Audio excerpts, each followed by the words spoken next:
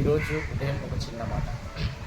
అబ్రహాము శారా తన దాసి అయినటువంటి హాగారును అబ్రహాముకిచ్చి మరి వివాహం జరిపించినప్పుడు శారా గర్భం తెరవబడదు, కానీ హాగారు యొక్క గర్భం తెరవబడింది. అప్పుడు ఈ హాగారు ఆ శారా యొక్క గర్భం తెరవబడినందున, హాగారు యొక్క గర్భం తెరవబడినందున వీరిద్దరికీ వైర్యం ఏర్పడింది. అంటే ఆ శారా ఏమంటది అంటే, నీవు నాకు దూరపు చుట్టం అయినావు, నువ్వు దూరపు బంధువు అయిపోయినావు, నిన్ను చూస్తే నాకు కుళ్ళు పుడుతుందని చెప్పి ఒక మాట మాట్లాడుతుంది.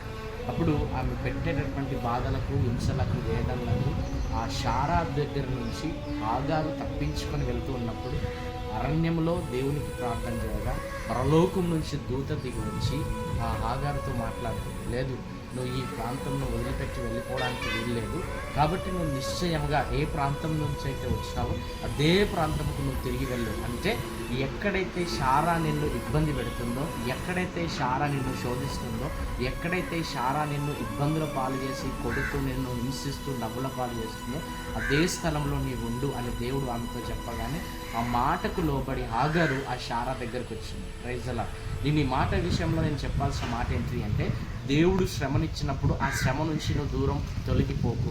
ఆ దేవుడు శ్రమ పెట్టినప్పుడు ఆ శ్రమ నుంచి నువ్వు దూరం కాకు. దేవుడు శ్రమలో నిన్ను నడిపిస్తున్నప్పుడు, ఇబ్బందులు నడిపిస్తున్నప్పుడు, ఇరుకులలో నడిపిస్తున్నప్పుడు, నేను శోధనల గుండా పడేసి నడిపిస్తున్నప్పుడు నువ్వు దూరం అయిపోకు. ఎందుకంటే ఆ శ్రమ తర్వాతనే ఆ హాగారు యొక్క గర్భములో నుంచి వచ్చినటువంటి ఇస్మాయేలు సంతానము దీవించబడ్డది. కాబట్టి శ్రమలలో నువ్వు నడుస్తున్నావా, ఇబ్బందులలో నడుస్తున్నావా, ఇరుకులలో నడుస్తున్నావా, ఫైనాన్స్ రాకుండా నువ్వు శోధించబడుతున్నావా, ఒక శుభవార్త. ఆ శ్రమలలో నువ్వు దేవునితో గట్టిగా నిలబడి ఆయన మాటను వింటూ ఉండు. ఒక దినము దేవుడు నిన్ను దీవించబోతున్నాడు, నిన్ను ఆశీర్వదించబోతున్నాడు. May God bless you. దేవుడు నిన్ను దీవించి ఆశీర్వదించి అభివృద్ధి పరచునుగాక.